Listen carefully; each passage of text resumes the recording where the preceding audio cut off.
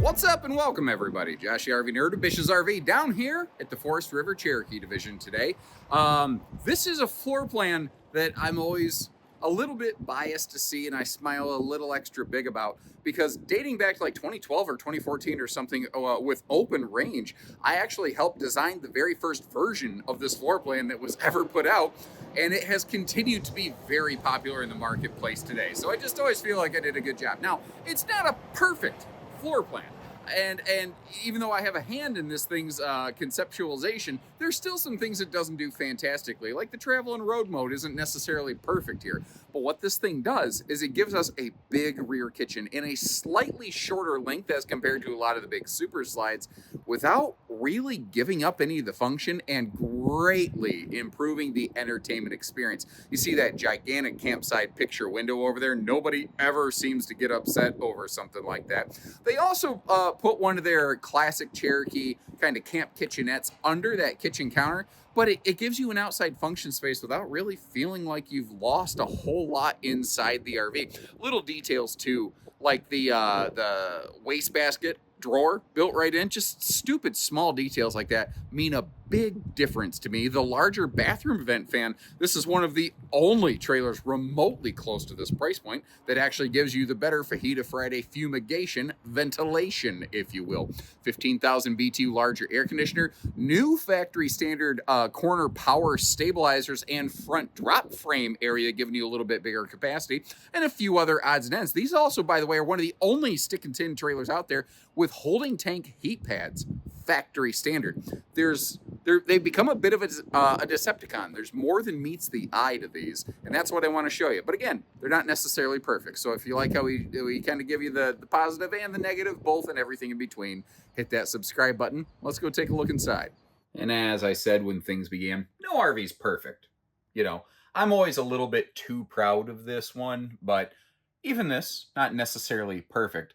But maybe it's just the right one for you. Maybe you don't care about the little hiccup points that it has. Like, this gives us some really nice campsite window coverage. And I hear people all the time saying, why don't they put the windows over here? Well, on this floor plan, it gives you a really good opportunity to do so. And especially when you're sitting down and your head level's down here a little bit lower, the way I've lowered the camera. You know, when you pivot your head around, you can see out more of those windows. Now, the thing that always makes me laugh is people say, well, this is stupid. What good are the windows if your sofa puts your back to the windows? Well, can I ask you folks what the solution is? Because you're not going to turn that sofa around to face a wall. And if you put the sofa on the other wall, then the entertainment center is going to be across from you and you're going to block the windows anyway. So, I mean, if you can figure out how to bend physics like that, we'll pay you cash money. What do we want to talk about? Let's talk about features. We have a 6.5 foot industry standard interior height, so not extra tall, 15,000 BTU standard air. The Cherokee group in your stick and tin stuff like this was the first division in the whole basically travel trailer world to standardize the larger air standard. Let me back up here a little bit. This doesn't factory install a TV. But one of the nice things about this floor plan, in case you're wondering why everything got really white and washed out, I actually stuck my butt out the door so that you could get, you know, a little bit better idea of the easy direct viewing nature that you have of this. And if you don't want to add a TV, no sweat. But I do think that this is a floor plan that does lend itself a little bit better some other ones in terms of entertainment. Now, if I slip down and slide down here, sitting at the right-hand theater seat, you know, you are straight on Boardwalk and Park Place. You could pull the ripcord on this theater seat, get your tootsies toasted down there with that little phalanges fryer. If I slide, get my fat butt up, over to the other seat, it's not terrible. Like, I can still sit here and enjoy some entertainment. It's not perfectly direct facing. But what's cool about this floor plan is it still maintains a functional social flow. If you have people over here in your dining space, you know, it's just very, or right next to one another. Now, you might notice, obviously, we have the knee knocker pedestal posts, and you know that I'm not a big fan of those. They put a gigantic window over here which goes down lower than the table. So they weren't able to bracket the table to the wall, so they had to keep both legs.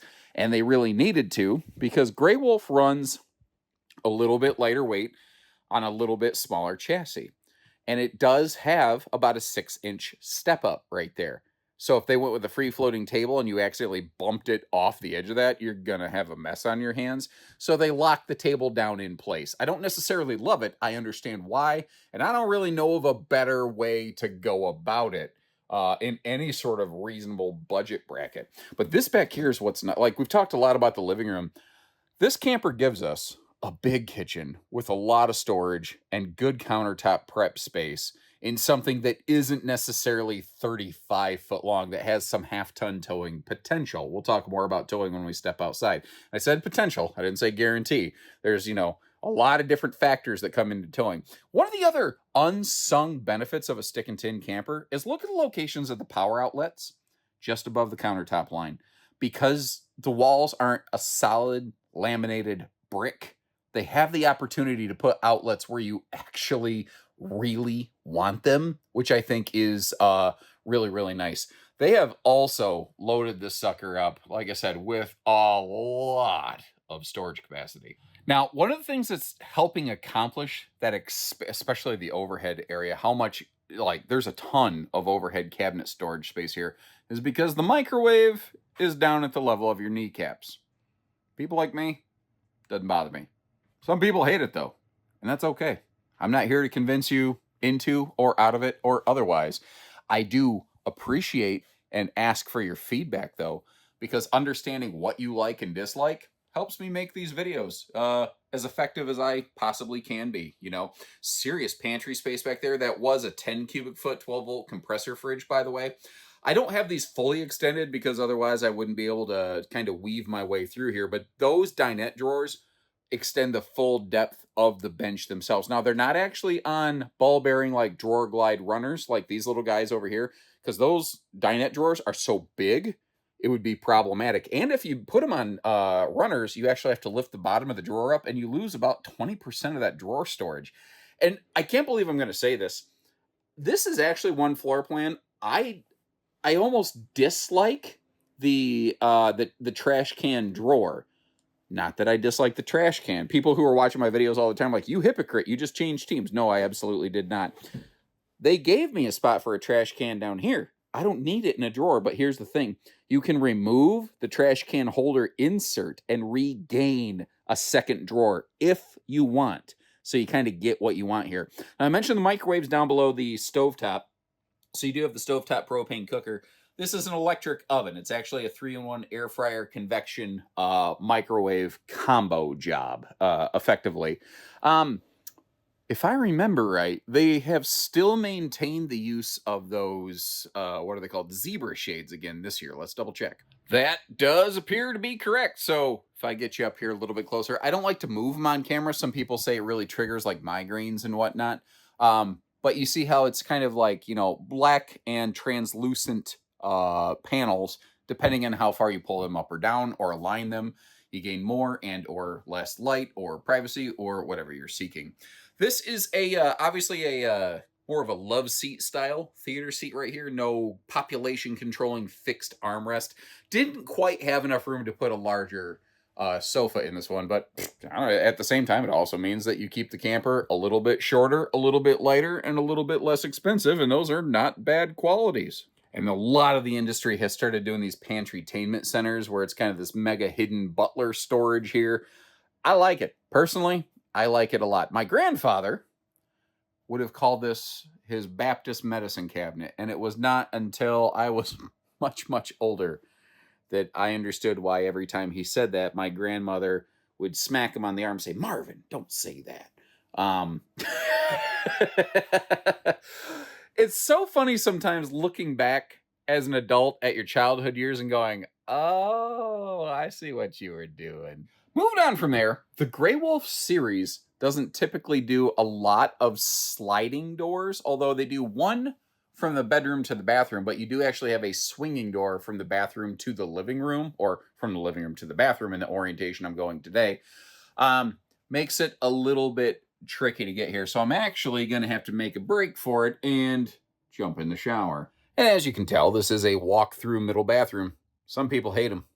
Some people love them. I've come around on them. I was in the I don't like them camp for a long time. I'll tell you, I don't exactly always enjoy change, but sometimes I get tired of seeing the same thing. And then I started thinking about it.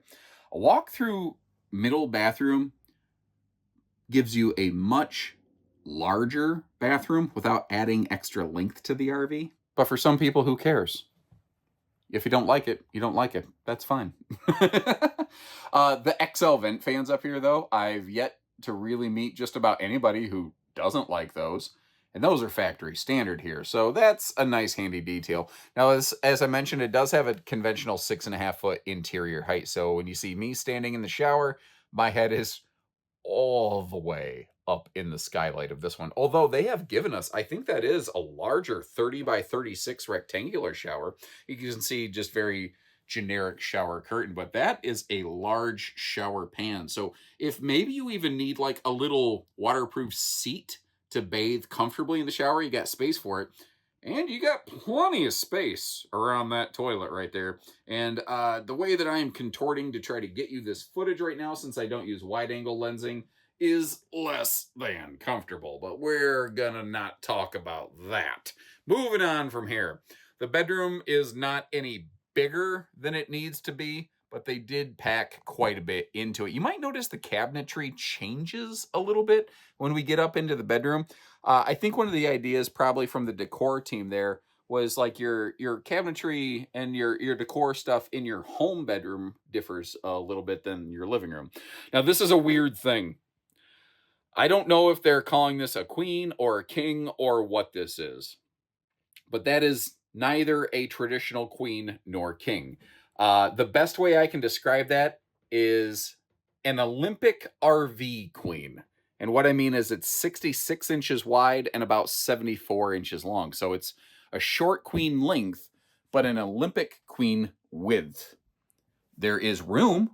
You could put in a full 66 by 80 Olympic queen or a 60 by 80 true queen, but the factory ships it with a goofy size. I love the big campsite window here in the bedroom. And notice it's very simple. They just put a little decorative board on top of the window shade itself. And it's just enough, but it looks treated. But at the same time, now I don't have a big boxy valance sticking out at me. So I don't know. I appreciate the simplicity. Now, this big black brick over here on the wall is actually a single point inverter. You can flick on one of the little switches. So if you have only battery power available, that has about 150 watt inverter pole, just enough basically to run like a little CPAP machine. It does still thankfully have USB outlets on it. And if you're plugged into park power or generator, the household outlet works normally. This is something I accidentally stumbled into. I thought I broke something at first, but they created a big old bedside dresser drawer that kind of hides away right there. Like I said, I pulled it. I was picking myself up off the bed. I was like, "Oh God, I broke stuff," and thankfully I did not. Take a look at the right side of the screen. That is a view of what's behind that hanging wardrobe tower right there. It's a headboard power pocket, as I like to call it. So basically, what they did is they gave you, a large closet over on the left side. They left the right side open. Some people like enclosed. Some people like open. They did something in the middle. This is all magnet held back kind of stuff going on right here. You can notice it doesn't defy gravity, though, and I don't want to do every one of these and bang that around in your ears. Hanging wardrobe space up here. I can't remember what they're doing down below, and I know I'm going slow. I don't want to whip the camera around and make you motion sick. Okay, so that's basically just additional dresser storage space back in there. Apparently, I didn't get those dresser and closet doors closed, but if you're laying in bed, this is your view from the headboard area right here. TV hookups on that wall strike me as a little bit odd. I think it would have made a little more sense to put the TV hookups in the ceiling above this center wall board and then put your TV mount on that wall. Is it just me or would that make more sense? Something else I noticed this is another thing I discovered when I accidentally thought I broke the thing that I didn't break. I'm a tall guy. I got a long torso. I can sit right up under this under bed cabinet, basically, and not concuss myself. I've come close to doing that a few times on a few of these RV videos. And this was a very pleasant surprise. I mentioned when the video began, I don't think this RV really has great road mode. I failed to consider the slide system that it has, and that it's not as deep, it doesn't intrude as far into the RV. And even though it's a tight walk on the catwalk and you got to do a little turn on the catwalk, hey, you can do a travel trailer two-step and slide sideways and get right back here. And there's enough room. You can't fully open the fridge door, but I think functionally for a travel stop you can get there. You're not going to really get back to that pantry. I'm not going to try to overpromise and underdeliver that. But this is the best travel access I've ever seen executed on any version of this floor plan ever. So if this is handy extra info for you, or if you appreciate the Right Said Fred reference, subscribe and follow along, and we'll hop outdoors. Grey Wolf always finds a way. Like, you see a stick and tin trailer and you don't think lighter weight, but when you actually look at the weights and measures on this, not terrible. Not terrible. Frankly, there's a fair number of late model tow package half tons that could find this within their safe capabilities. Now, the weights and measures that you just saw on screen represent the base model versions of this. When you go to the Black Label Edition, take note that your empty weight and whatnot goes up a little bit. Your weight and your cost will increase because you're adding a lot of equipment, and that will hit both the weight scale and the price tag. So try to keep that in mind. Thankfully, Cherokee has actually given the Black Labels their own entry on their website now, so we can more easily provide you with those more accurate weights and measures, which thank you, Cherokee, for doing that. The nose, you see it's got that smooth aluminum. It actually is like 67% thicker than the aluminum on the sidewall. The entire nose is effectively like diamond plate. It just doesn't necessarily look it. This also kind of caught me by surprise. They added a mini drop frame to their chassis on these. I was not expecting that. Now, they standardized things like their water heater and stuff on the other side still, so it's not a true full pass-through, but it is a bigger cavity. In case you're curious, this thing right here, that's a removable griddle top for the grill in the little slide up and can't kitchenette that we haven't seen yet. Now, just behind that front drop frame, you have your new standard power front stabilizers. Well, front and rear, sorry, power stabilizers. This Grey Wolf has had available optional power stabs for a long time, but they just decided to finally standardize them. I guess they had enough people asking for them. They went, fine, we'll do it. The awning feels like it could have been maybe a little bit bigger, but it's not terrible necessarily, and it does cover that entry door pretty nicely. The big window over here in the campsite also, with that mirror kind of reflection on it, gives you a lot of nice privacy. If you're going to do outside speakers, I kind of like them being mounted lower like this, and they still have that TV hookup in the middle. So if you want a full outdoor destination entertainment station, you have the opportunity. And this is where that griddle top can be applied there on top of that little grill that slides open. Now you've got three things. You've got Dad's medicine cabinet. You've got ice maker, and that thing cranks out some pretty serious ice. Anyone I've ever talked to has been pretty happy with it. And we've got the outdoor, basically it's an outdoor shower, but you can use that to get some water in the ice maker. I also spied some water hookups, and I like to check those when I can. And if you note, let me get this out of the way.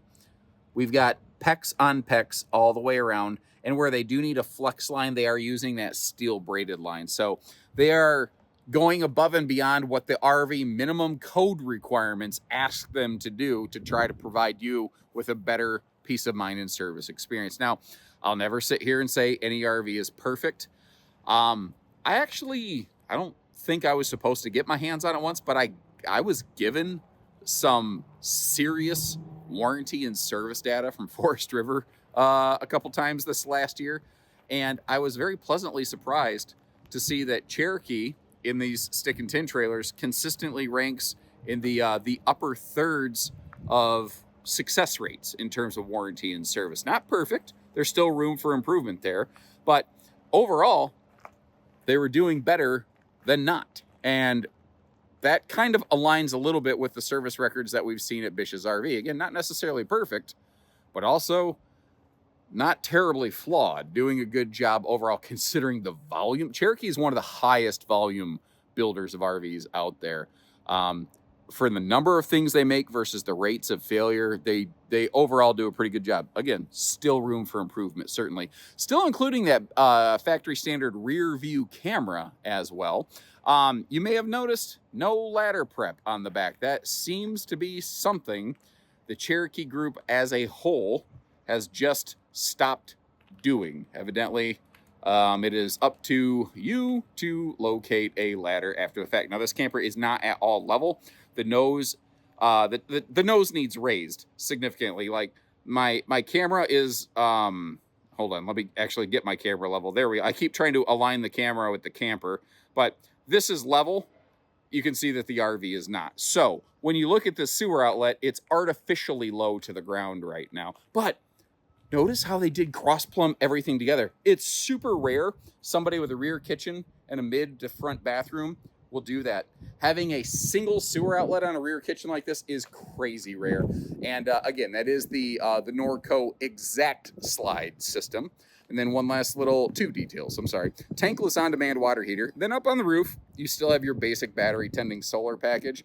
The charge controller and the wiring they're using can accept up to about a total of 400 to 450 watts. So if you want to expand on that, you can. Now, I'll leave you some links in the video description. First of all, if you want to double check pricing or availability on one of these, you're one click away from seeing that. Remember, though, there's the normal Grey Wolf, then there's Grey Wolf Black Label, which is that fancy gray fiberglass and a whole bunch of other things. It's a whole trim package jump up.